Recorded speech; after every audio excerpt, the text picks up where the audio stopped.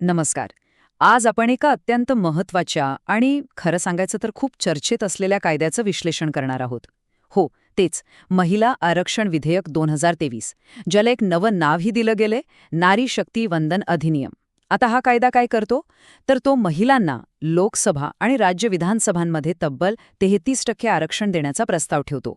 पण थांबा, हा निर्णय जितका ऐतिहासिक वाटतोय ना, तितकाच तो गुंतागुंतीचा आणि थोडा वादग्रस्तही ठरला आहे. बरोबर. म्हणजे राजकारणात महिलांसाठी हे 33% आरक्षण ही एक खरी क्रांती आहे की केवळ एक राजकीय आश्वासन? हाच तो मोठा प्रश्न आहे. चला तर मग आजच्या या विश्लेषणात आपण याच प्रश्नाच्या दोन्ही बाजू अगदी सविस्तरपणे तपासून पाहूया. ओके, तर आपण हे सगळं कसं समजून घेणार आहोत? तर बघा, आपलं विश्लेषण 4 भागांमध्ये असेल. सगळ्यात आधी हे विधेयक नक्की काय आहे ते जाणून घेऊ. मग याचे फायदे काय आहेत, म्हणजे सकारात्मक बाजू काय. तिसरं, यावर होणारी टीका आणि यातली आव्हानं कोणती आहेत.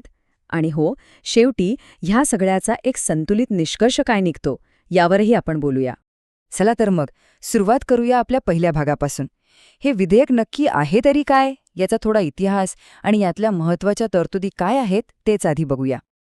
तुम्हाला माहितीये, या कायद्याचा प्रवास काही छोटा नाहीये, खूप मोठा आहे. हे महिला आरक्षण विधेयक पहिल्यांदा कधी मांडलं गेलं असेल? तर 1996 मध्ये. विचार करा, 1996 मध्ये. पण त्यानंतर अनेक वर्ष ते तसंच पडून राहिलं, प्रलंबित. आणि अखेर इतक्या दशकानंतर 2023 मध्ये संसदेने ते मंजूर केलं. खूप मोठा काळ गेलाय मध्ये. बरं, मग या विधेयकातल्या मुख्य तरतुदी म्हणजे की प्रोव्हिजन्स काय आहेत? चला, एक एक करून बघू. पहिली गोष्ट, लोकसभा आणि राज्य विधानसभांमध्ये 33% जागा या महिलांसाठी राखीव असतील. दुसरी, एससी आणि एसटीसाठी ज्या जागा आधीच राखीव आहेत त्यामध्ये सुद्धा महिलांसाठी हे 33% आरक्षण लागू होईल. आणि आता तिसरी, ही सगळ्यात महत्त्वाची आणि खरं तर वादग्रस्त अट आहे. ती म्हणजे याची अंमलबजावणी लगेच होणार नाहीये. त्यासाठी पुढची जनगणना आणि त्यानंतर होणारी परिसीमन प्रक्रिया पूर्ण व्हावी लागेल. आता तुमच्या मनात आलं असेल की हे परिसीमन किंवा डिलिमिटेशन म्हणजे नेमकं काय? तर ही एक अधिकृत प्रक्रिया आहे.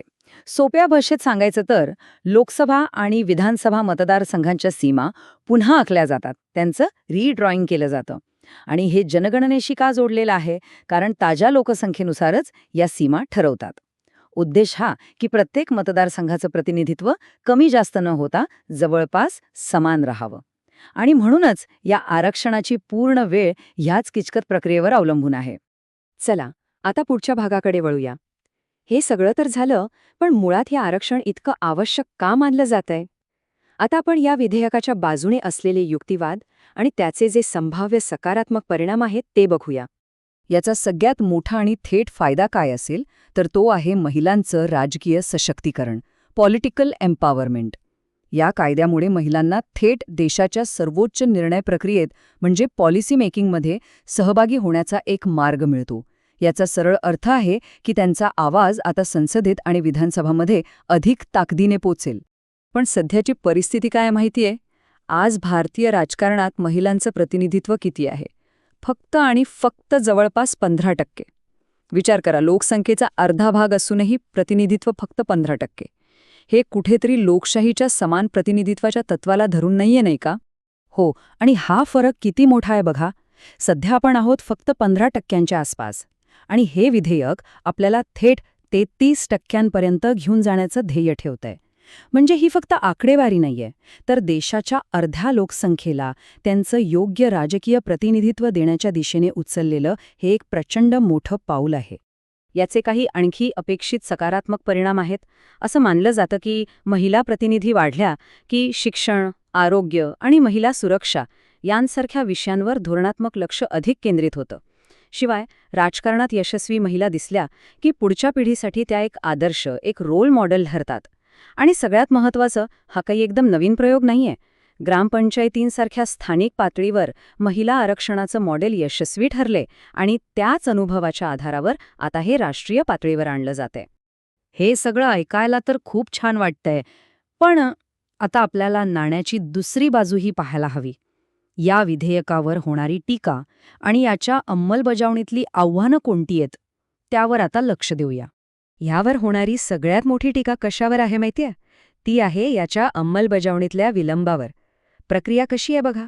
आधी पुढची जनगणना पूर्ण होईल, मग ती परिसीमन प्रक्रिया पूर्ण होईल आणि मग कुठे जाऊन हे आरक्षण लागू होईल.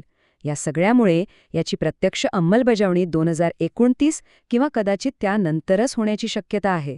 म्हणूनच काही जण याला एक पोस्ट डेटेड चेक असंही म्हणत आहेत. आता दुसरा एक मोठा आणि विवादास्पद मुद्दा आहे तो सर्वसमावेशकतेचा.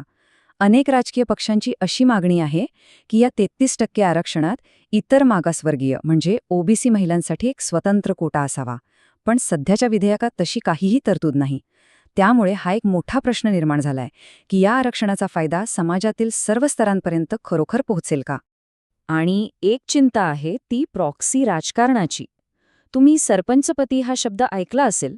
म्हणजे काय तर कागदावर महिला प्रतिनिधी असते, पण प्रत्यक्षात निर्णय तिचे पुरुष नातेवाईक घेतात.